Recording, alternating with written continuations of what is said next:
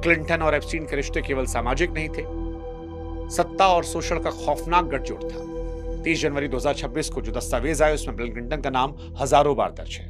Flight record, log book से गहराई से पता लगता है कि क्लिंटन ने एप्स्टीन के बदनाम प्राइवेट जेट, जिसे दुनिया लोलिता एक्सप्रेस के नाम से जानती है, 26 बार उड़ान भरी। लोग पूछ रहे हैं क्या क्लिंटन वाकई में इतने नादान थे? और क्लिंटन तो वैसे भी सारे सेक्स स्कैंडल में फंसे, तो इन पर तो किसी को डाउट ही नहीं है। मतलब कई तो ये भी कह रहे हैं कि एप्स्टीन के पास क्लिंटन की कई ऐसी वीडियोस थी जिनका इस्तेमाल अमेरिकी राजनीति को कंट्रोल करने के लिए किया गया। इसलिए क्लिंटन के मामले में ज्यादा कुछ कहना ठीक नहीं है, क्योंकि उनके कर्म ही उनके कांड को बयां करते हैं। इसलिए 26 बार ट्रैवल करना सीधे सीधे इशारा कर रहा है।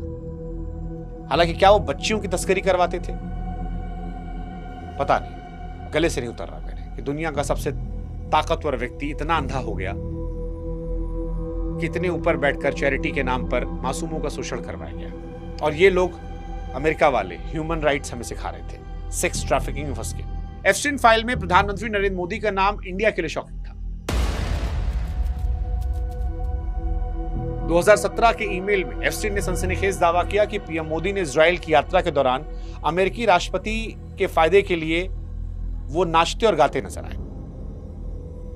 विपक्ष चिल्ला रहा है कि प्रधानमंत्री आज कॉम्प्रोमाइज हो गए। राहुल गांधी ने बकायदा पोस्ट भी किया है। हालांकि एक अपराधी की डायरी में, उसके ईमेल में भारत के प्रधानमंत्री का नाम आना लोगों को असहज कर रहा है। भारत के विदेश मंत्रालय ने इसे एक अपराधी की बकवास और कचरा बातें कहकर खारिज किया है।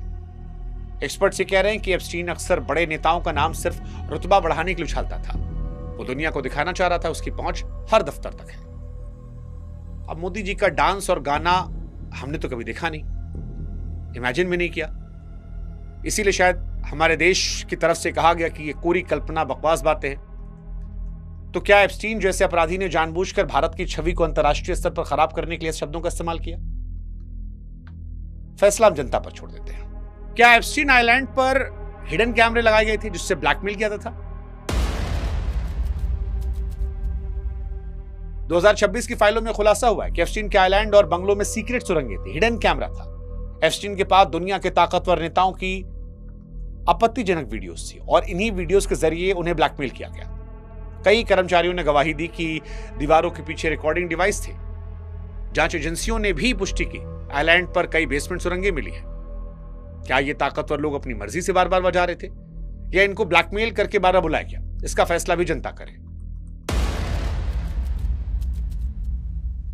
एक बहुत और महत्वपूर्ण सवाल एप्स्टीन फाइल को लेकर था कि क्या जेफरी एप्स्टीन फाइलों में इंसानों को मारकर खाने का भी जिक्र है?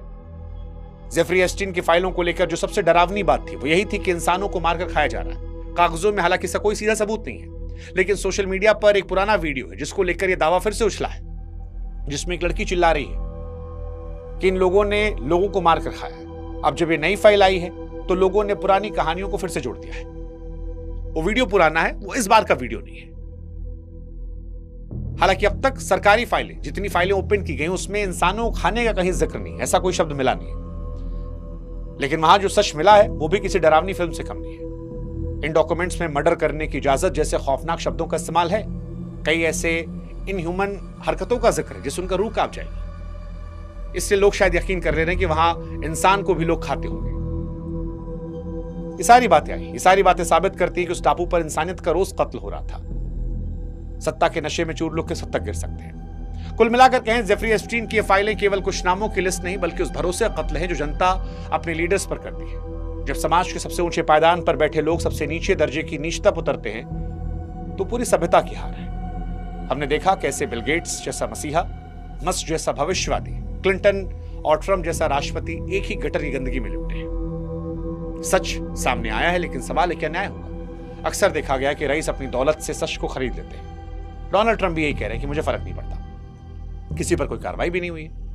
कई अलग अलग देशों में जो इस हद के बड़े लोग नहीं हैं उन्होंने इस्तीफे दिए हैं, बट जो ये टॉप 10 लोग हैं इनका कहीं जिक्र नहीं है। और जब तक इन सफेद पोश दरिंदों को सलाखों के पीछे नहीं भेजाता तब तक ये फाइलें सिर्फ कागज का टुकड़ा रहेंगी। आखिरी फैसला आपके हाथ में। अपनी राय कमेंट सेक्शन में दीजिएगा, क्योंकि आपकी आवाज ही इस गटर को साफ करने की पहली सीढ़ी है। जय हिंद, जय भारत।